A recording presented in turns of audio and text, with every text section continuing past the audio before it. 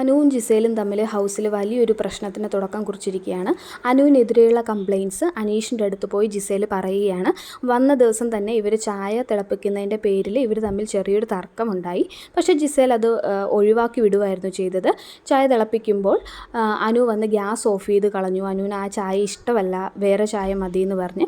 അപ്പോൾ അത് അനു ചെയ്തത് വളരെ തെറ്റായിട്ടുള്ള കാര്യമാണ്. പക്ഷേ ജിസേൽ അത് വേണ്ടാന്ന് വെച്ച് ഒഴിവാക്കി വിട്ടു.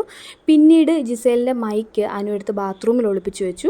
അവസാനം അത് ജിസേൽ കണ്ടുപിടിച്ചു അനുവാണ് എടുത്ത് മാറ്റി വെച്ചതെന്ന്. അപ്പോൾ ചോദിച്ചപ്പോൾ പറഞ്ഞു ഇത് ഞാൻ എൻ്റെ ആണെന്ന് കരുതി മാറ്റി വെച്ചതാണ്, അങ്ങനെയുള്ള പ്രശ്നങ്ങളും പറഞ്ഞു.